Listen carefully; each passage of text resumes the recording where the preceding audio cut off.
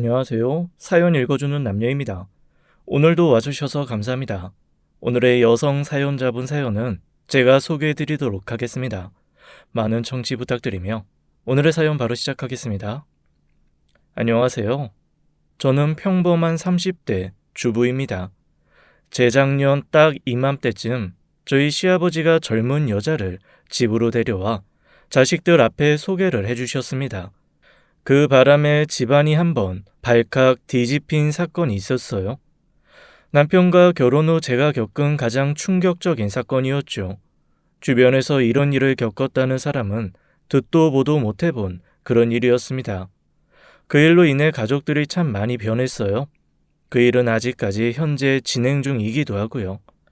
시가에서 벌어졌던 충격적인 이야기를 이곳에 털어놓게 된 이유는 저 혼자 알고 있기엔 너무나 아까운 사연이어서입니다. 남편과는 대학교 때부터 안 사이였는데 남편과 정식으로 교제한 건 직장에 취직한 후부터였어요. 봉사 동아리 선후배 사이였는데 어느 날 남편이 고백을 해왔죠. 저를 대학교 때부터 짝사랑을 했었다고요. 그때 그 고백에 사실 무척 충격을 받았습니다. 왜냐하면 남편이 그런 내색을 안 했을 뿐더러 저를 8년간이나 짝사랑 후에 고백한 거였으니까요. 남편은 무척 바른 생활 사나이였어요.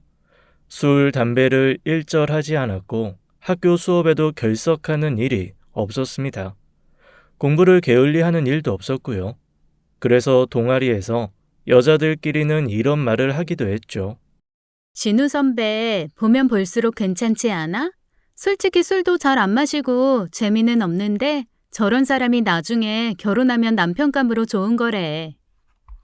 대부분의 여자 동기나 선배들은 진우 선배에게 호감을 갖고 있었어요. 늘 옷차림도 깔끔하고 정돈되어 있었고 허세나 과소비와는 거리가 먼 사람이었죠. 대학 때부터 꾸준히 아르바이트를 해서 자신의 생활비를 직접 해결하는 독립적인 남자였어요. 참 본받을 만한 사람이다 라고 생각만 했지 남편감으로는 생각해 본 일이 없었죠. 대학을 졸업하고 서로 연락이 끊어졌다가 직장에 다니면서 우연히 만나게 되었는데 그 일이 인연이 되어 만나게 된 거였어요. 알고 보니 선배는 제가 대학교 1학년 때부터 저를 마음에 두고 있었다는 거였어요. 제가 고백받은 시점이 대학교 1학년 때로부터 무려 8년이 지난 때였는데 그 마음을 지금까지 말하지 않고 있었다는 게 너무 이상하고 신기했습니다. 그래서 왜 그때 고백 안 하고 이제 고백하냐고 물으니 이렇게 말하더라고요. 만약 내가 누굴 만난다면 결혼까지 결심했다는 거고 그 사람에게 고백할 땐 헤어지지 않을 자신이 있다고 생각되어서야. 널 좋아한 건 오래되었지만 내가 널 책임질 수 있는 사람이 된 건 얼마 안 되었잖아. 이제 취직도 했고 자리도 잡았으니까 평생 널 책임질 수 있겠다 싶어서 그래서 이제야 고백한 거야. 이건 고백이 아니라 거의 프로포즈나 마찬가지였어요. 그 무거운 고백 덕분에 이 남자와 결혼까지 쉽게 결정한 거였겠죠. 연애를 6년이나 하는 동안에도 남편은 참 한결같은 사람이었어요. 사귀고 난 후에도 변하는 건 없었습니다. 허튼 소리도 안 하고 지키지 못할 약속도 안 하는 그런 사람이었죠.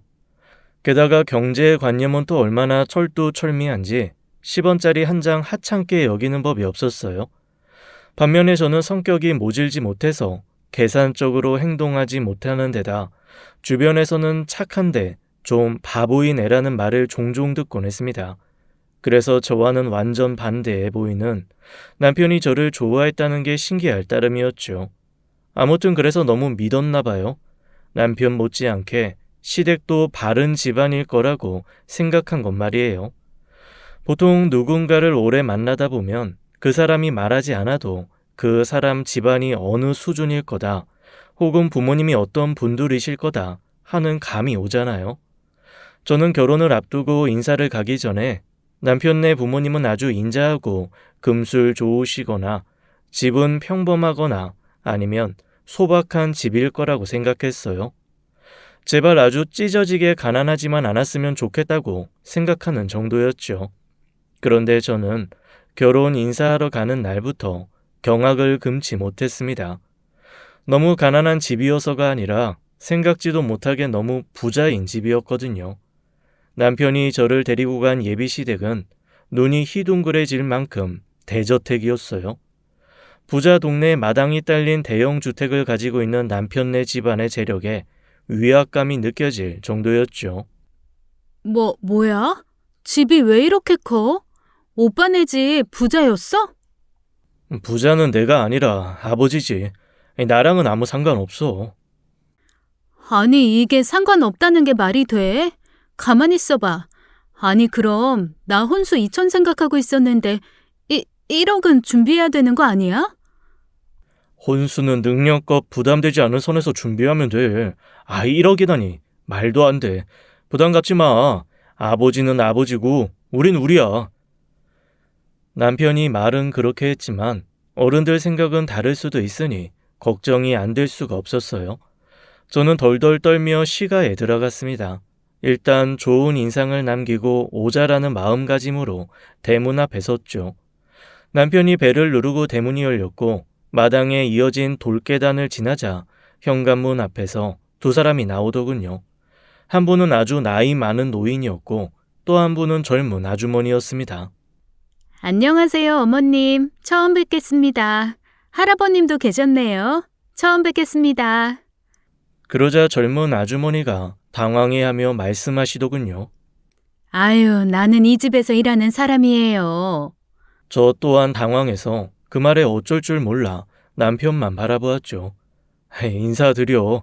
우리 아버지야. 게다가 예비 시할아버지가 아니라 예비 시아버지라니 연속해서 2번 놀랐습니다. 저는 2번이나 실수를 한 거였고요. 남편은 그동안 제게 집안 이야기를 스스로 꺼낸 적이 없었습니다. 그나마 제가 알고 있는 건 남편이 집안의 막내라는 거였죠. 형제가 넷이라고 들었던 것 말고는 시어머니나 시아버지에 대해 들은 이야기가 없었어요. 그래서 부모님 2분 다 살아계신 줄로만 알았습니다.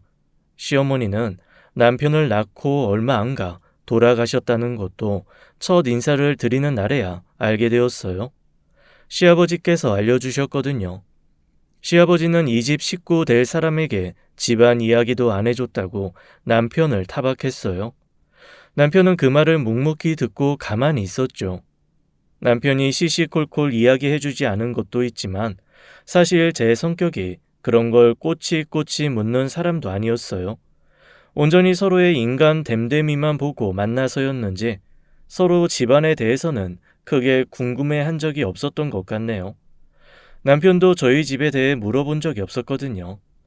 아무튼 첫 인사의 실수가 무색하게 시아버지는 저를 귀엽게 봐주셨어요. 시아버지는 나이가 80이 가까워 오는 노인이었지만 카리스마가 분명히 느껴지는 분이었습니다. 젊은 시절부터 사업을 하셨다고 했는데 그래서인지 말 한마디 한마디에 무게감이 있어 보이셨어요. 제 남편이 시아버지를 닮았구나라는 생각이 불현듯 스쳐 지나갔습니다. 아버님은 제게 혼수 걱정하지 말고 몸만 오면 된다고 너그럽게 얘기해 주셨어요. 마치 제가 혼수 걱정하는 걸 꿰뚫어 보시기라도 하신 것처럼요. 아버님을 뵙고 나오자 처음으로 남편에게 궁금증들이 몰려왔습니다. 오빠, 나한테 또 속인 거 없어? 속이다니 뭘? 어머니 안 계신 건 왜 말 안 한 거야? 전에 말했는데? 언제? 너희 집에 인사 갔을 때. 생각해보니 그런 것도 같았습니다. 저희 부모님이 남편에게 부모님은 뭐 하시냐고 물었을 때 스치듯이 이야기했던 것도 같더라고요. 다만 제 기억 속에 이 이야기가 빠져 있는 것뿐이었죠. 이래서 제가 바보 소리를 듣나 봐요. 그런데 아버님 연세가 몇이셔? 우리 아버지 올해 79세셔. 내년에 80이시고. 그러면서 남편이 묻지도 않은 이야기를 이것저것 해주더라고요. 또 까먹지 말라면서요. 남편은 형제가 넷이라고 했습니다. 그리고 어머니가 둘이라고 했어요. 첫째 형과 둘째 형은 아버지의 첫 번째 부인의 소생이고 셋째 형과 자씨는 두 번째 부인의 자식이라고 하더군요. 그러면서 씁쓸한 표정을 지어 보이면서 그러더라고요. 우리 어릴 땐 진짜 친하게 잘 지냈는데 그때가 그립다. 지금은 안 친해? 너도 우리 집에 시집 오면 곧 알게 될 거야. 남편은 씁쓸한 미소를 거두고는 제게 한 번씩 웃어 보였어요. 그때 남편이 왜 그랬는지 결혼 후에 알게 되었죠. 상견례날 본 남편의 형제들은 모두 멀쩡한 사람들처럼 보였습니다. 첫째, 둘째 아주버님은 사업을 하는 사람들이라고 했어요. 돈을 잘 버는 건지 고급 차를 끌고 상견례장에 나타나더라고요. 그리고 셋째 형은 전문 주식 투자자라고 했는데 남편처럼 소박해 보였어요. 국산 소형차를 타고 왔죠. 겉보기에는 형제 모두 묻어내 보였어요. 그런데 알고 보면 다르다더니 첫째와 둘째 아주버님끼리만 말을 섞고 셋째 아주버님은 남편에게만 말을 걸더라고요. 아마도 낳아준 어머니가 달라서 그럴 수밖에 없는 건가 싶었어요. 한편으로는 남편이 말한 것처럼 내 형제들이 아주 사이가 나빠 보이지는 않아서 다행이라고 생각했죠. 그렇게 결혼식을 올리고 저는 시댁에 합가해서 살게 되었습니다. 마침 아버님 댁에서 남편과 제 직장이 가깝기도 했고 아버님이 나이도 있고 혈압도 높으셔서 옆에 가족이 함께 지내는 게 낫겠다고 생각해서였죠.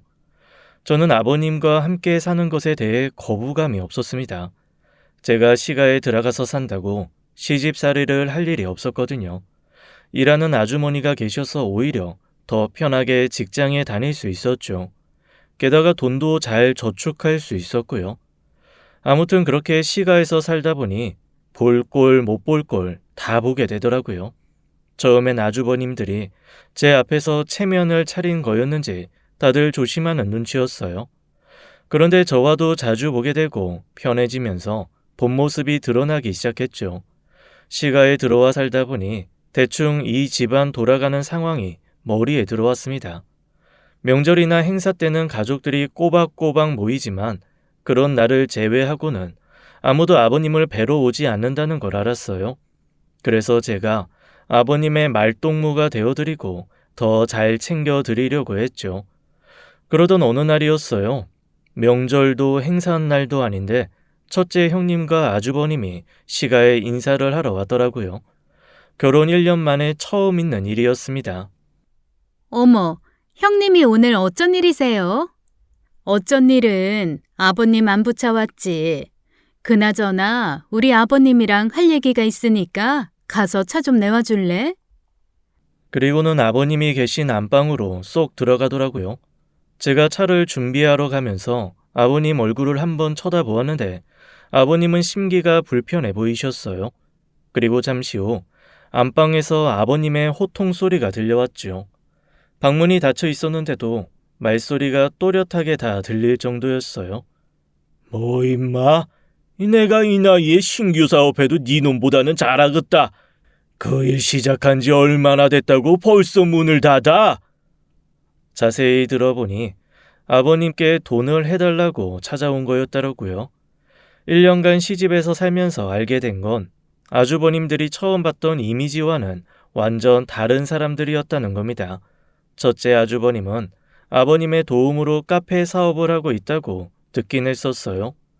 제 상견례장에 올 때 외제차를 끌고 온 걸로 봐서는 꽤나 장사가 잘 되었나 보다 했었죠. 그런데 실상은 저희 결혼할 때 큰 아들이 백수 되는 꼴은 못 보겠으니 망해가는 카페를 아버님이 살려주신 거였어요. 문제는 아주버님과 형님이 소비 지향적인 사람들이라는 거였습니다. 수익금의 대부분을 본인들 치장하는 데 쓰고 정작 사업에 필요한 돈은 아버님 주머니에서 충당하려고 했다는 거였죠. 이날 역시 찾아온 이유도 바로 그거였어요. 이번에는 사업자금 모자라다는 게 아니라 아예 문 닫았으니 새로 목돈을 달라는 거냐? 이 애끼 이 못난 놈아. 아버지, 저라고 뭐 이러고 싶어서 그런 줄 아세요? 카페 규모가 크다 보니까 이곳저곳 새 나가는 돈이 엄청나더라고요. 맞아요, 아버님. 그리고 요새 애들 한창 공부할 때라 돈이 좀 많이 드나요? 요즘 유학은 다들 기본으로 가는데 우리 애들만 공부 안 시킬 수도 없잖아요. 이 사람이 애들 교육 때문에 돈 좀 쓰다 보니까 사업이 좀 힘들어진 거예요. 부모가 돼서 어떻게 애들 교육에 모른 척 할 수가 있겠어요? 아버님도 부모 된 입장이시니 잘 아실 것 아니세요. 이번 한 번만 더 도와주세요. 아버지, 제가 성공하면 아버지한테 꼭 다 돌려드릴게요. 효도도 더 많이 하겠다고요. 미친놈. 그거 기다리다가 애저녁에 죽었다. 쓸데없는 소리 하지 말고, 돌아들 가. 결국 본인들이 원하는 답을 듣지 못하고 첫째 형님네는 집으로 돌아갔어요. 형님은 애먼 저만 한번 째려보시기까지 하더라고요. 아버님 잘못이요. 그러라고 이 집에 들인 거니까. 어디서 뺨 맞고 와서 저한테 화풀이를 하는 건지 어이가 없어서 콧방귀도 안 나오더라고요. 아무튼 그때부터 저도 첫째 형님 내외를 보는 눈빛이 조금 달라졌습니다. 잘 나가는 사업가가 아니라 아버님 돈 잘 뜯어내는 사업가였던 거죠. 이 모든 사실을 남편은 알고 있었지만 굳이 제게 이야기해주지 않았던 거였어요. 말해봐야 본인 얼굴에 침 뱉기라는 걸 알아서 그랬겠죠. 둘째 아주버님도 첫째 아주버님네와 아주 똑같은 판박이었습니다. 문제는 아버님 생신날 돈 달라고 했다가 쫓겨난 게 달랐지만요. 아버님의 생신을 일주일 정도 앞둔 어느 날이었어요. 둘째 형님이 제게 밥을 사주겠다며 저를 조용히 부르더라고요. 그래서 저는 좋다고 아무 생각 없이 약속 장소로 나갔죠. 갔더니 아주 빛과 번쩍한 고깃집이더라고요. 경기도 외곽에 지어지긴 했지만 규모가 꽤 컸어요. 통 유리창에 1층, 2층을 모두 고깃집으로 쓰는 가게였어요. 알고 보니 그곳이 둘째 형님네가 하는 고깃집이었죠. 우와, 형님, 여기가 형님네 고깃집이에요? 규모가 엄청나네요. 와. 형님은 직원에게 소고기를 내오라고 시켰고 저는 소고기 먹을 생각에 잔뜩 기대에 부풀어 있었어요. 둘째 형님은 제게 고기를 먹으라며 음식을 내어주셨는데 음식이 좀 이상했습니다. 식당 규모와 고급 인테리어와는 다르게 음식이 영 별로더라고요. 조금 시큼한 맛이 나는 것 같기도 하고 아닌 것 같기도 한 나물과 푹 익은 것도 모자라 메마른 김치, 그리고 고기도 색깔이 좀 이상해 보였어요. 일단 상을 차려주셨으니 먹기는 했는데 평소보다 반밖에 못 먹고 나왔습니다. 솔직히 음식이 별로였거든요. 식당을 둘러보니 점심시간인데도 사람이 한 명도 없더라고요. 형님, 오늘 저 온다고 혹시 장사 안 하시는 거예요? 제가 눈치 없이 이렇게 묻고 말았어요. 그러자 둘째 형님이 민망한 얼굴로 그러시더라고요. 실은 이것 때문에 요새 골치가 아파. 이상하게 장사가 잘 안 되네. 분명히 자리도 좋고 인테리어도 잘 되어 있는데 처음엔 장사 정말 잘 됐었어. 그런데 이상하게 요즘은 잘 안 되네. 솔직히 저는 그 이유를 알 것 같았어요. 음식점이 맛이 있어야 하잖아요. 저는 그렇게 생각합니다. 싱싱한 재료로 맛있게 요리해서 푸짐하게 주면 우리나라 음식점은 웬만하면 장사 잘 된다고요. 그런데 일단 형님네 음식은 싱싱하지도 않고 맛도 그닥 별로였어요. 갈비 보관 기간을 늘리려고 거의 설탕에 절이다시피 해서 너무 달았고 고기도 질겅질겅한 게 영 맛이 별로였죠. 그렇다고 장사라곤 한 번도 해본 적 없는 제가 음식이 어떻다고 얘기할 수도 없었습니다. 그래서 형님이 대체 원인이 뭐인 것 같냐고 물을 때 글쎄요 라는 대답만 했죠. 게다가 형님이 장사가 안 되는 이유에 대해서 묻자고 저를 부른 건 아니었어요. 동서, 그래서 말인데 요즘 아버님 기분 어떠셔? 아버님 기분이요? 알고 보니 형님은 제게 아버님을 잘 구슬려서 본인들 새 사업하는데 필요한 자금을 얻을 수 있게 도와달라는 거였습니다. 한마디로 본인들 편을 들어주며 아버님을 살살 구슬려 달라는 거였죠. 아휴, 형님, 저 그런 거 진짜 못해요. 번지수 잘못 짚으셨어요. 저나 남편이나 누구한테 아부 같은 거 못하는 타입이에요. 도와주고 싶어도 성격이 이래서 못 도와드리겠네요. 그러지 마시고 이 가게를 살려보려고 노력해 보시는 건 어떠세요? 둘째 형님은 제 말에 기분이 나쁘셨는지 가재미 눈을 뜨고는 저에게 그러더라고요. 동서 그렇게 안 봤는데 은근 여우라고요. 저는 곰에 가까우면 가까웠지 결코 여우 같다는 소리는 들어본 일이 없는 사람이었습니다. 그저 제가 못하는 일을 못한다고 이야기했을 뿐인데 저를 곱깝게 보시더라고요. 형님은 싫을 티를 팍팍 내며 밥 다 먹었으면 가보라고 했어요. 손님도 없는데 장사해야 한다며 저를 내쫓듯이 보냈죠. 그 후 둘째 형님 내외가 집으로 찾아와 돈 이야기를 꺼냈고 첫째 형님네 때와 똑같은 상황이 벌어졌습니다. 다만 다른 건 그날이 아버님 생신이라는 거였고 온 가족이 다 있을 때 돈 이야기를 꺼내서 형제들끼리도 고성이 오갔다는 거였어요. 동서는 좀 심한 거 아니야? 아버님이 그 고깃집 차려준 지 얼마나 됐다고 또 새로운 사업을 하겠다는 거야? 그 가게 차린 지 1년도 안 됐어. 어머머? 똥 묻은 개가 겨 묻은 개 나무란다더니? 치. 뭐? 뭐 묻은 게? 솔직히 형님도 저랑 별반 다르지 않으시잖아요. 1년이나 1년 반이나 거기서 거기 아닌가요? 형님은 뭐 얼마나 오래 카페 운영하셨다고 그러세요? 형님 이전에 왔다 가신 거 제가 모를 줄 아세요? 뭐야? 이게 정말 보자 하니까? 큰 형님의 양팔이 위로 올라오는데 제가 다 시겁하더라고요. 당장이라도 둘째 형님을 향해 달려들 분위기였어요. 보다 못한 제 남편이 그 둘을 말리겠다고 나섰죠. 형수님들, 아버지 생신에 이게 뭐 하자는 겁니까? 진정들 좀 하시고 좀 앉으세요. 뭐예요 형님들? 남편은 멀뚱히 서 있는 두 형들을 번갈아 보며 각자 마누라들을 데려가라는 듯한 눈빛을 보냈습니다. 그런데 그 순간 불똥은 엄하게 저와 제 남편에게로 튀었어요. 동서, 혹시 자기가 얘기한 거야? 네? 뭘요?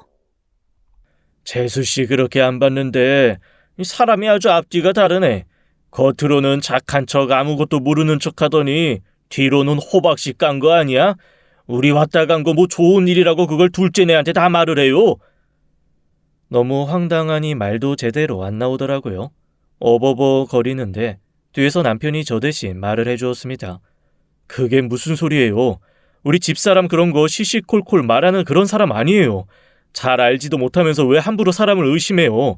형수랑 큰형이랑 당장 사과해요. 평소 얌전한 사람이 화내면 더 무섭다더니 남편이 눈을 부릅뜨고 큰형을 쏘아보는데 첫째 아주버님도 형님도 놀라는 눈치더라고요. 남편이 재차 사과하라고 다그치자 진범이 그 분위기를 못 이기고 제 발로 나오더군요. 아이 거참 왜들 그래. 분위기 삭막하게. 아이 내가 그랬어 내가. 생각해보니 일전에 첫째 아주버님네가 다녀간 후 셋째 아주버님이 집에 찾아오신 적이 있었습니다. 노란 서류 봉투 하나를 들고 아버님 방으로 들어가는 것까지는 보았는데 그 후에 저는 볼일 보러 나간 터라 그 뒷일은 모르고 있었죠. 그런데 그날 셋째 아주버님이 아버님께 주식 관련 이야기를 했던가 봐요. 아버님도 주식을 가지고 계셨다는 건 들었는데 아버님이 셋째 아주버님에게 주식을 조금 증여해주면 그 돈을 불려서 되돌려 드리겠다고 했나 봐요. 좋은 투자처가 있다면서요. 당연히 아버님은 지금 가지고 계신 주식이 우량주이니 증여할 생각도 투자할 생각도 없다고 하고는 아주버님을 물리셨고요. 그때 아버님이 자식들이 돌아가면서 찾아와 돈 얘기만 한다고 한탄하셨나 봐요. 그 말을 듣는 셋째 아주버님이 둘째 아주버님을 찾아가 또 주식 이야기를 꺼냈고 그 과정에서 큰형이 찾아와 돈 달라고 했던 이야기가 전달된 모양이었습니다. 남편 형제들의 이야기를 보고 있자니 제 3자인 제 머리에 두통이 다 올 지경이었어요. 하물며 당사자인 아버님 심정은 어떠실까 생각하면 마음이 짠하고 안쓰럽기까지 했죠. 남편 표정을 보니 제 심정과 같아 보였어요. 아버님은 지팡이를 부여잡고 끙끙거리시며 한숨을 토해내고 계셨죠. 눈을 감고 숨을 푹푹 내쉬는데 조만간 불호령이 떨어지겠구나 싶었습니다. 그런데 그 와중에 셋째 아주버님이 눈치 없이 한마디 더 거들더군요. 형들도 집안 재산 좀 그만 축내고 스스로 돈 벌어볼 생각 좀 하세요. 도대체 이게 몇 번째예요? 차라리 저한테 주식 투자를 맡기시더가요. 그러자 첫째 아주버님이 셋째 아주버님의 뺨을 냅다 때렸습니다. 첩자식이 어디서 집안 재산 우는이야 이 감히. 셋째 아주버님은 뺨을 맞고 휘청이더니 간신히 바로 섰어요. 첫째 아주버님이 40대 중반의 나이였고 셋째 아주버님이 30대였지만 덩치와 체력은 첫째 아주버님이 훨씬 크고 좋았습니다. 뺨을 얼마나 세게 쳤는지 셋째 아주버님이 날아가지 않은 게 다행이었어요. 셋째 아주버님은 첫째 아주버님을 죽일 듯이 노려보는데 이러다 일나겠다 싶었습니다. 보고 있는 제 심장이 다 떨리더라고요. 모두의 시선이 셋째, 첫째 아주버님에게 고정된 그 순간 눈앞으로 무언가 날아들었습니다. 휙휙 소리와 함께 퍽퍽 소리가 들리더니 아주버님들이 하나둘씩 쓰러지더라고요. 자식들 싸움을 눈앞에서 지켜본 아버님이 더 이상 참지 못하고 지팡이를 휘두르신 거였습니다. 제 남편을 뺀 나머지 형제들이 모두 한 대씩 얻어맞고 팔뚝과 머리를 쥐어잡고 있었어요. 셋째 아주버님은 뺨도 맞고 지팡이도 맞아서 더 억울하다는 표정을 짓고 있었죠. 여기저기서 끙끙거리는 소리와 형님들의 놀라는 비명소리가 들렸죠. 어머, 아버님! 이 사람 머리를 지팡이로 터트리시면 어떡해요? 안 그래도 사업하느라 생각할 게 많은 사람인데. 어머, 머리에 피 좀 봐. 뭐? 이 생각? 머리인지 대가리인지 제발 장식이 아니면 생각들 좀 해라. 며느리 니들도 이놈들이랑 똑같아. 내가 이래서 아직 못 죽어. 니놈들이 이거 아직 인간 못 만들어놔서. 아버님이 불호령을 내리는데도 다들 반성할 기미는 보이지 않았죠. 오히려 이야기가 이상한 쪽으로 흘러갔습니다. 아버님이 저희 남편만 안 때린 걸로 자식들을 차별하네 만에 소리가 나왔거든요. 아버님이 저희 남편만 예뻐해서 데리고 같이 사는 거 아니냐면서요. 그리고 그 말 끝에 본심은 따로 있더라고요. 나중에 돌아가시면 그 재산을 전부 막내인 저희 남편에게 주려고 하는 거 아니냐고요. 그 말에 아버님이 혀를 끌끌 차시며 말씀하셨습니다. 니들, 그동안 막내가 나한테 돈 받아가는 거 본 사람 있냐? 있으면 나와보라고 해. 이 녀석이 결혼할 때도 키워줘서 감사하다고 5천만 원이나 주더라. 니들 그동안 나한테 한 놈이라도 돈 100만 원 줘본 적이 있냐? 내가 정말 이 나이 먹고 이 막내 아가 앞에서 이렇게 창피할 수가 없다. 생일이랍시고 와서 손바닥만한 케이크 하나 내밀고는 지금 누구한테 1억을 달라 2억을 달라 큰 소리 치고 있어. 내가 이럴 바엔 차라리 그냥 콱 죽고 이 돈도 전부 기부를 하던 이 나라에 갖다 바치든가 하는 게 낫겠다. 아버님은 자식들을 모두 물리시고 방으로 들어가 누워버리셨어요. 그리고 그렇게 일주일을 끙끙 앓으셨죠. 집안에 냉기가 흐르고 한동안 아주버님들도 연락이 뜸하셨어요. 아버님은 속이 상하신지 자리에서 일어나신 후로는 늘 밖으로만 도셨습니다. 그리고 어딘지 모를 곳에 정신이 팔리신 것 같은 표정으로 지내셨어요. 그런 아버님이 걱정될 정도였죠. 그로부터 한 달 정도 시간이 흘렀습니다. 남편의 어머니인 돌아가신 시어머니의 기일이 찾아왔어요. 기일 일주일 전에 첫째 형님과 둘째 형님께 연락을 해보았지만 본인들은 바빠서 못 온다고 하더라고요. 아마도 바빠서가 아니라 오기 싫으신 눈치였죠. 그래서 기일 당일에 첫째, 둘째 아주버님 내외만 뺀 나머지 식구가 모였습니다. 남편에게 돌아가신 시어머니에 대해 이것저것 물은 적이 있었어요. 시어머니는 남편을 낳고 두 돌도 되기 전에 돌아가셨다고 하더라고요. 그래서 얼굴도 기억이 안 난다고 했습니다. 어머니 없이 커왔을 남편이 안쓰럽게 느껴졌죠. 그럼에도 불구하고 이렇게 번듯하게 큰 남편이 대견하기도 했어요. 향을 피우고 제사를 지내는데 갑자기 벨소리가 들렸습니다. 인터폰을 확인해 보니 첫째 아주버님과 둘째 아주버님이 보였어요. 형님들도 온 것 같았고요. 어머, 아버님, 형님들도 오셨나 봐요. 바빠서 못 오신다더니 시간을 내셨나 보네요. 자식들의 의외의 방문에 아버님은 놀라면서도 한편으로는 좋아하는 눈치였습니다. 지난번에 그렇게 쌩하니 헤어지고 나서 죄송한 마음으로 찾아왔구나 라고 저는 생각했어요. 그래서 저도 기쁜 마음으로 현관으로 마중 나가는 중이었어요. 그런데 현관문을 박차고 들어오는 형님 내외분들의 표정이 심상치 않았습니다. 집안에 들어서자마자 아주버님들은 씩씩대며 웬 종이를 시아버지 앞에 던지듯이 내려놓더라고요. 아버지, 이게 도대체 뭐예요? 말씀 좀 한번 해보세요. 아버지, 우리 몰래 도대체 뭘 하신 거냐고요? 첫째 아주버님과 둘째 아주버님이 아버님을 추궁하듯이 눈을 부릅뜨고 이야기하는데 도대체 무슨 영문인지 모르겠더라고요. 남편과 제가 다가가서 흥분하고 있는 아주버님들을 말렸습니다. 그런데 남편도 그 종이에 적힌 내용을 확인해 보더니 깜짝 놀라기는 마찬가지더라고요. 왜? 뭔데 그래? 아니, 이게 어떻게 된 거예요, 아버지? 혹시 건물들 파셨어요? 아니, 뭐? 건물을 팔아? 어디 봐봐.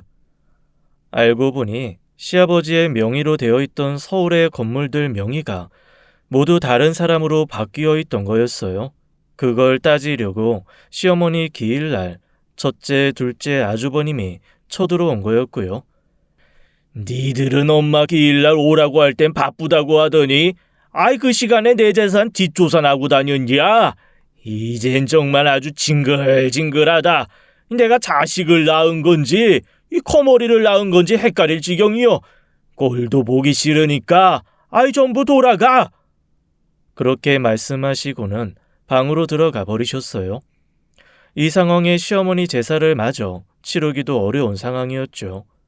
아주버님들도 형님들은 제대로 된 대답을 들어야겠는지 쉽게 돌아가지 않았어요. 아니 글쎄, 건물 명의가 웬 30밖에 안 된 젊은 여자 앞으로 죄다 넘어가 있더라고.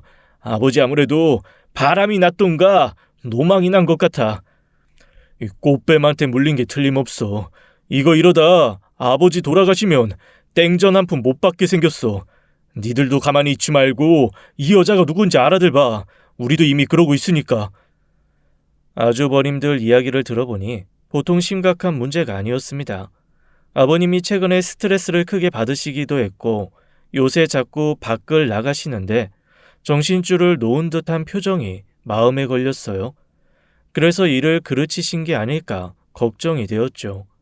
건물 한 채만 젊은 여자에게 넘어간 상황이라면 아버님이 그냥 돈 많은 젊은이에게 건물을 팔았구나 했겠지만 건물 정체가 한 여자의 명의로 모두 넘어간 상황이었습니다.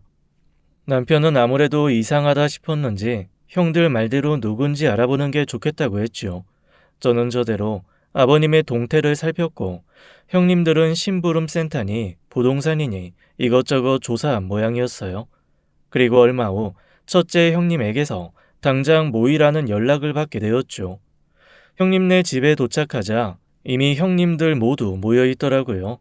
동그랗게 모여 앉은 형님들 가운데에는 웬 사진들이 놓여 있었습니다. 웬 젊은 여자가 시아버지의 팔짱을 끼고 길을 걷고 있는 사진이었죠. 사진 속 여자는 굉장한 미인에 키도 크고 날씬했어요. 모델이라고 해도 믿을 정도였죠. 그 사진 속에서 여자와 시아버지는 서로를 너무나 다정하게 바라보고 있었어요. 아버님이 꽃뱀에 물린 게 확실해. 이거 정말 보통 큰일이 아니네. 아버님 정말 미쳤나 봐. 곧 80이신 분이 도대체 이게 무슨 짓이래? 이러다 아버님 힘들게 모으신 전 재산 다 날리는 거 아니에요? 젊은 시절부터 돈 버시느라 자식들한테는 신경 많이 못 쓰셨다고 들었거든요. 그렇게 힘들게 모은 돈이 결국엔 다 자식들 위해서 모으신 건데 그게 한순간의 실수로 다른 사람한테 넘어간다고 하니까 좀 속상하네요. 말 수 없는 셋째 형님도 이 상황에는 말씀을 길게 하시더라고요. 그래서 우리가 모인 거잖아. 그거 맞겠다고. 저도 사태의 심각성을 느끼고 형님들께 말했습니다. 형님, 제가 그 여자 도대체 뭐 하는 여잔지 한번 알아볼게요.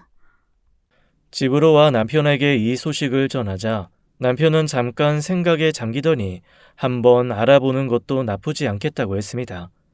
남편은 재산의 행방보다는 아버님이 왜 그런 엉뚱한 선택을 한 것인지가 더 걱정되는 눈치였어요. 저는 다음날 바로 아버님 건물 근처에 부동산으로 향했어요. 그리고 거래한 부동산을 찾게 되었죠. 중개사에게 그 여자의 연락처를 알려달라고 했지만 저를 이상한 눈초리로 보며 알려주지 않더라고요. 괜히 개인정보 줘서 자기한테 문제 생길까봐 그런 모양이었죠. 부동산을 나와 아버님 건물 쪽에 가보았습니다. 어떻게 하면 그 여자를 만날 수 있을까 고민하는데 제 눈에 띄는 문구가 하나 보였어요. 저는 그걸 보자마자 바로 제 여동생에게 전화를 걸었죠. 진아야, 너 얼른 내가 찍어주는 주소로 와봐. 지금 빨리 와야 돼. 알았지? 여동생은 투덜거리면서도 제가 부른 곳으로 한달음에 달려왔어요. 그리고 여동생 핸드폰을 빌려 어딘가에 전화를 걸고는 그곳으로 향했어요. 바로 제가 처음 방문했던 그 부동산이었습니다. 아니, 아까 그분 아니에요. 건물주인 연락처 때문에 이러시는 거면 정말 곤란해요. 그게 아니라 제 여동생이 카페 자리를 찾고 있었거든요. 그거랑은 상관없이 정말 상가 보러 온 거예요. 아까 보니 아버님 건물 1층에 임대문이라고 크게 적혀 있더라고요. 마침 여동생이 카페할 자리를 알아보기도 했었고 겸사겸사 여동생을 부른 거였어요. 저는 여동생에게 이 자리 좋은 자리니 여기로 계약하라고 했죠. 실제로 그 자리는 좋은 자리가 맞았어요. 아버님을 통해 들은 얘기도 있었고요. 그 자리 카페 주인이 오랫동안 장사하다가 자식이 미국에서 공부하는 것 때문에 함께 이민을 준비한다고 해서 자리가 나온 거였거든요.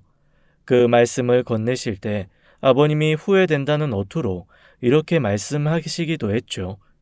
나는 젊었을 때 자식들 위한다는 명목으로 돈만 보고 달렸는데 요즘 부모는 많이 다르네. 그 잘되는 자리를 넘기고 자식 옆에 있어주려고 이민까지 가는 걸 보면 말이야. 지금 생각해보면 나도 그렇게 했어야 했는데 그게 좀 아쉽다. 아버님은 지난날 자식들을 잘 챙겨주지 못한 것을 후회하시는 것 같았어요. 그것 때문에 아주버님들이 아버님 재산에만 관심 두는 거라고 여기시는 것 같았죠. 아무튼 저는 그 여자를 만날 날만 손꼽아 기다리며 계약 당일을 맞이했어요. 그런데 황당하게도 그 여자가 바빠서 못 나온다고 부동산을 통해 연락을 받게 되었죠. 부동산이 대리로 계약한다면서요. 동생의 상가 계약까지 밀어붙였는데도 얼굴을 보이지 않는 그 여자 때문에 답답해서 미칠 지경이었어요. 그런데 어느 날 시아버지가 자식들을 모두 불러 모았습니다. 몇 날 몇 시에 전부 집으로 오라는 명령이 떨어졌죠. 안 그래도 아버님의 부름만 기다리던 우리들은 모두 모이게 되었어요. 그런데 그날 아버님 댁에 온 건 우리 가족들만이 아니었습니다. 사진 속의 그 여자도 함께였죠. 우리들은 그 여자의 등장이 모두 기겁하고 말았어요. 이제는 아버님이 그 여자를 정식으로 집안으로 들이려나 보다 했죠. 반면에 그 여자가 집안으로 들어오자 아버님 얼굴에 화색이 돌았습니다. 아유, 어서 와, 어서 와. 아유, 오는데 힘들었지? 어서 와서 앉아. 아버님은 그 여자를 애지중지하며 소파에 앉혔습니다. 그 여자의 용모는 사진에서 본 것처럼 정말 빼어났어요. 곤색 정장을 위아래로 차려입었는데 그 모습이 꽤나 지적이기까지 했죠. 그 여자에게서 나오는 아우라가 싸구려 꽃뱀 같아 보이진 않았어요. 굉장한 지능범일 수도 있겠다는 생각 때문에 상대가 만만치 않겠구나 싶어 걱정이 밀려왔죠. 이제 다 모였으니 인사들 해야겠다. 여기는 김세종. 이름 석자만 나왔을 뿐인데 아주 버님들이 난리가 났어요. 아버님 말씀을 다 마치지도 않았는데 말이에요. 꽃뱀을 이제는 집까지 끌어들이느냐고 아버지 노망났냐고 다들 핏대를 세우고 있었습니다. 흥분한 아주버님들과 다르게 그 젊은 여자는 오히려 아주 차분하더군요. 시아버지는 아주버님들이 떠들던 말던 신경 쓰지 않고 다시 본인 말씀을 시작하셨어요. 이 애가 앞으로 내 재산을 관리해 줄 아이야. 내 재산 전체를 이미 모두 증여했다. 그 말에 모두 놀라 자빠지려고 했어요. 실제로 둘째 형님은 다리에 힘이 풀렸는지 바닥에 주저앉아 버렸어요. 아버지, 증여세만 해도 재산의 절반을 댈 텐데 저 여자가 뭐라고 그 큰 돈을 주시는 거예요? 네? 아버지 혹시 저 손녀 딸뻘 되는 애랑 늦바람이라도 나신 거예요? 눈에는 뭐만 보인다더니 어떻게 그런 생각을 해? 내가 니들 키우면서 다른 할맛이 만나는 거 본 적이 있냐? 젊은 여자한테만 관심이 있으셨던 건 아니고요. 그리고 증여하면 끝이지 저 여자가 무슨 재산 관리를 한다는 거예요. 아버지, 내일 당장 저희랑 병원부터 가봐요. 아버지 정말 머리에 문제가 생기신 거면 이 증여 법적으로 문제된다고요. 만약 저 여자가 아버지를 속여서 이 지경을 만든 거면 저 절대로 가만히 안 있습니다. 저 여자 고소해서 콩밥 먹일 거예요. 그 여자는 그 말을 듣고 어딘가 웃긴지 콧방귀를 살짝 끼더라고요. 이 상황에 전혀 흥분도 안 하고 차분한 상태로 우리를 지켜보는 모습이 아무래도 보통 내기는 아닌 것 같았어요. 어린 게 뭐가 재밌다고 피식피식 웃어? 네가 볼 때 우리가 우습냐? 그 여자는 조용히 품속에서 명함을 꺼내서 내밀었습니다. 그리고 형제들에게 골고루 나누어 주더군요. 그걸 본 형제들은 믿을 수 없다는 눈치였어요.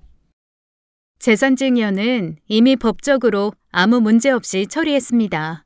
더 하실 말씀 있으시면 여기로 연락 주세요. 그 여자가 내민 명함에는 대형 로펌의 이름과 함께 변호사라는 직함이 새겨져 있었어요. 저를 비롯한 모두가 깜짝 놀랐죠.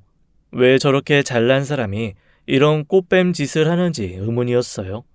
그런데 이어지는 시아버지의 말씀에 모두가 경악할 만큼 놀라고 말았죠.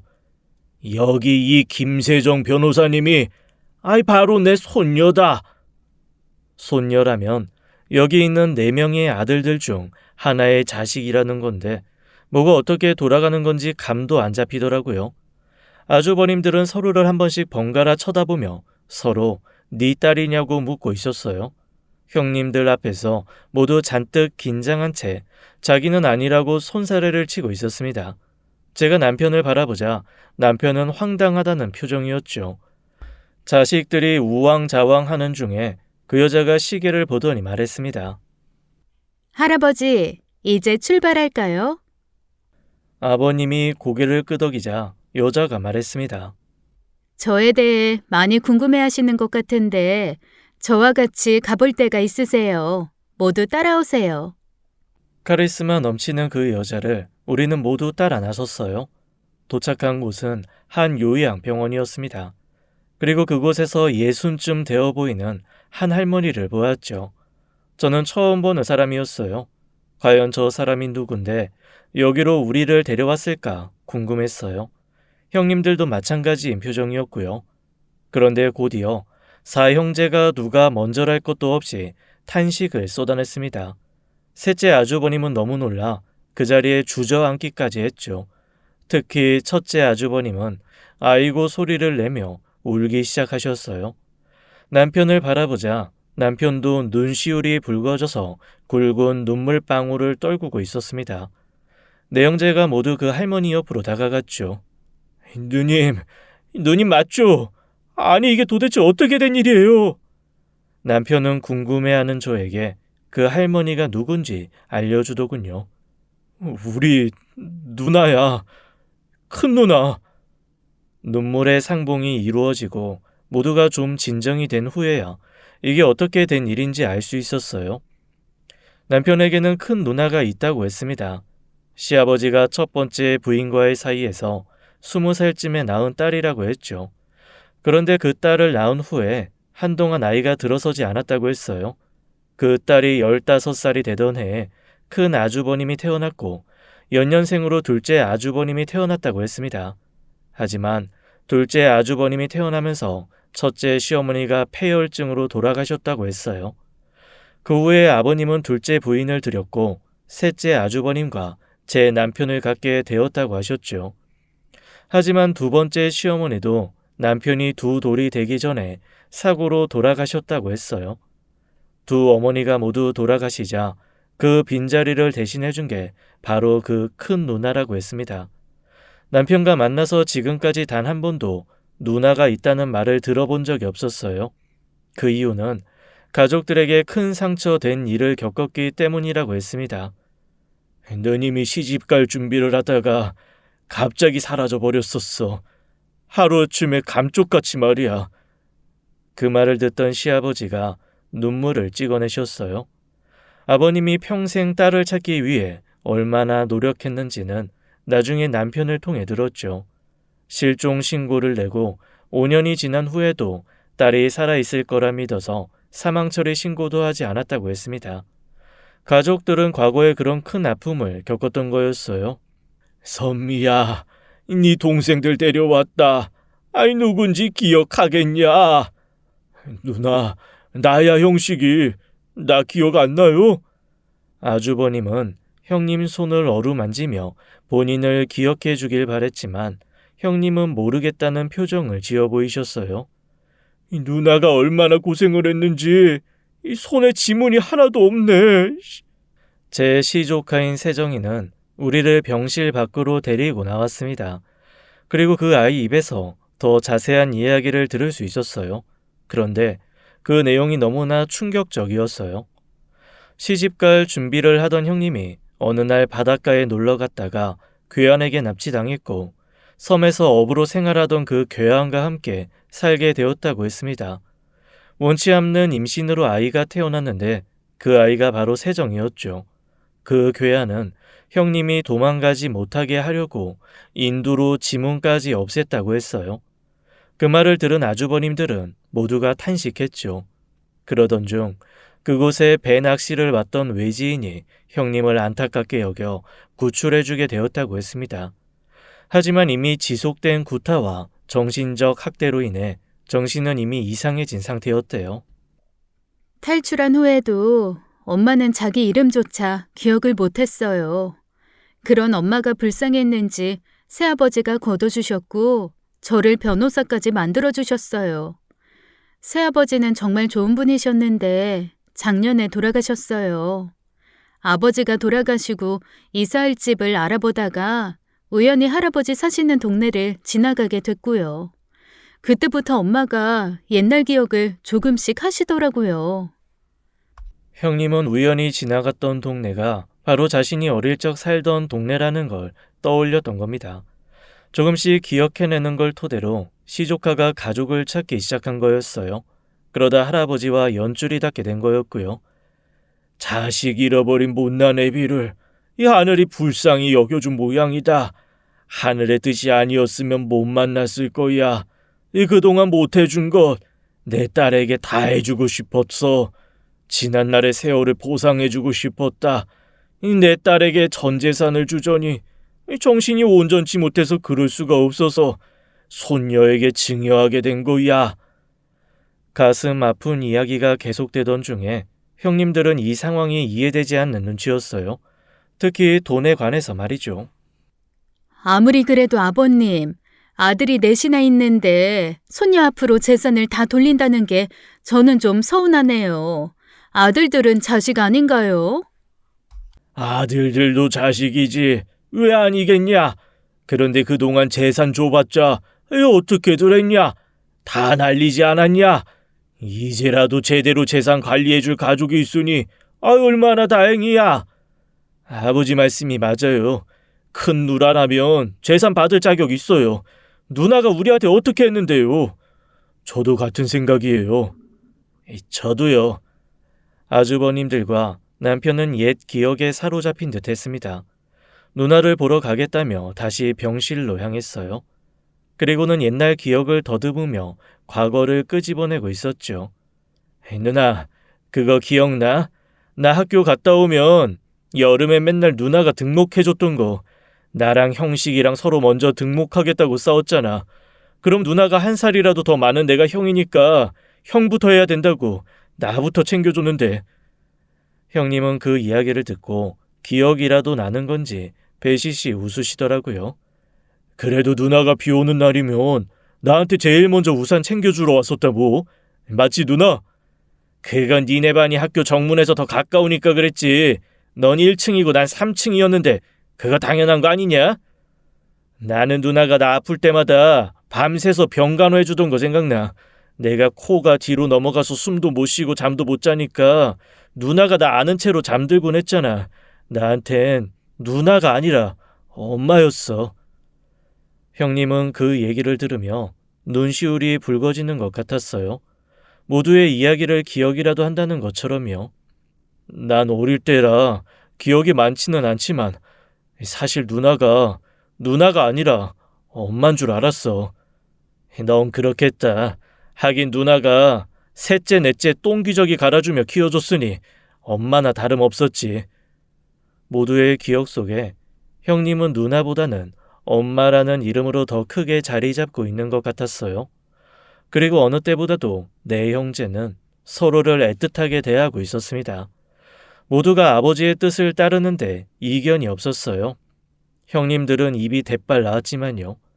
졸지에 부자 시아버지를 둔 것에서 물려받을 모든 재산이 사라졌으니 황당해하는 눈치였죠.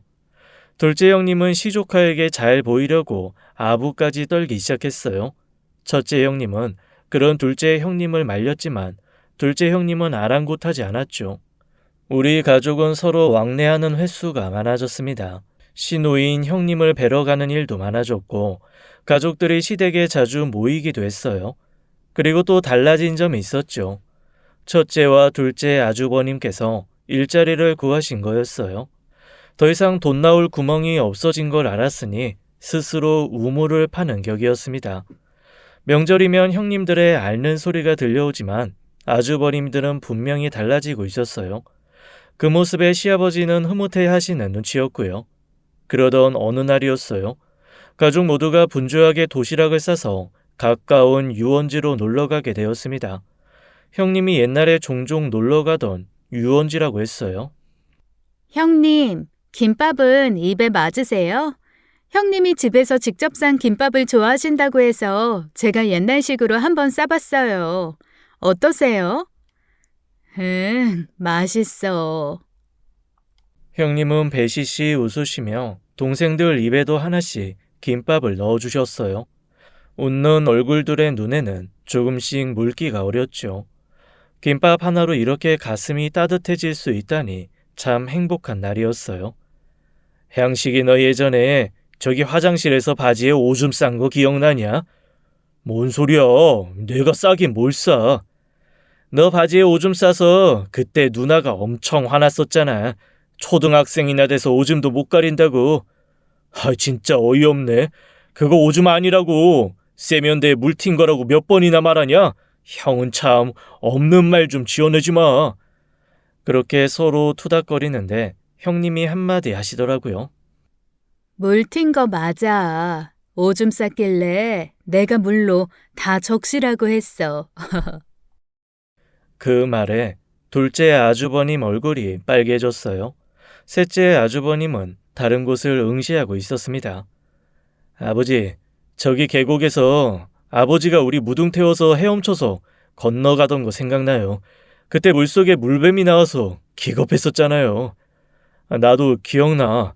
뱀 나와서 무서워서 울지도 못했던 거. 그때 아버지가 우리 하나씩 업어서 계곡 건너셨던 거 기억나네. 그래, 그랬었지. 그때는 주말마다 너희들 데리고 여기저기 많이 놀러 다녔었지. 뱀뿐이냐? 예전에 벌통 한번 건드렸다가 100m를 추랭락 쳤던 적도 있었잖냐? 아이, 맞네. 그때 누나랑 나랑 엄청 쏘였었잖아. 누나 얼굴 퉁퉁 부어서 시집가긴 글렀다고 우리가 놀렸었고. 형님도 기억이 나는 건지 소리내며 웃으셨죠. 모두가 옛 기억을 꺼내며 추억에 젖어 있었어요. 그래도 아버지가 주말마다 우리들 데리고 여기저기 많이 놀러 가셨던 것 같아요. 그동안 키워주셔서 감사합니다, 아버지. 누나한테도 고마워요. 남편의 진지한 말에 모두가 숙연해졌어요. 확실히 가족들은 이전과는 많이 달라져 있었어요. 서로가 더 챙기고 안부라도 한 번 더 묻고 있었습니다. 그러던 어느 주말이었어요. 둘째 형님에게서 연락이 왔는데 충격적인 소식에 모두가 놀라 병원으로 달려갔습니다. 둘째 아주버님이 공장에서 일을 하다가 손가락이 잘리는 사고가 난 거였어요. 아주버님은 병원에 입원하셨고 손가락 3개 중에 2개만 간신히 붙일 수 있게 되었습니다. 안타깝게도 손가락 하나는 손상이 너무 심해서 살리지 못했다고 했어요. 심란한 마음으로 공장의 보상만 바라는 상황이 되었죠. 그런데 문제는 공장 사업주의 태도였어요. 그날 아주버님은 밀린 작업량을 마무리하려고 주말에도 솔선수범해서 일을 나간 모양이었습니다. 그런데 그걸 꼬투리 잡아 공장 사장은 책임을 아주버님 탓으로 돌린 거였어요. 자기들은 주말에 나와서 일하라고 시킨 적 없다면서요. 교회인의 가실이니 책임질 의무가 없다고 나오더군요. 상황이 이렇게 되자 아주버님은 보상도 못 받고 공장에서 쫓겨나게 되실 판이었죠. 시조카는 자기 삼촌의 일이 잘 풀리지 않는다는 걸 알고는 병원에 문병차 방문을 했습니다. 마침 그날 공장 관계자도 병원에 온 날이었어요. 시조카는 공장 사장에게 전달해 달라며 공장 관계자에게 명함을 내밀었다고 했습니다. 그런데 그날 바로 공장 사장에게 연락이 왔다고 했어요. 보상 문제를 다시 검토해 보겠다고요. 시 조카의 로펌 회사 이름만으로도 꽤나 큰 힘이 작용한 것 같았습니다. 공장 사장이 꼬리를 내리고 보상을 해준다는 걸 보면 말이에요. 둘째 아주버님은 결국 모든 병원비와 보상금에 퇴직금을 받아 새로운 사업을 시작하게 되셨어요. 둘째 아버님이 자전거를 무척 좋아하셨었는데 그쪽으로 사업을 시작하신 것 같았어요. 자전거 수리도 해주고 판매도 하는 일이라고 하더군요.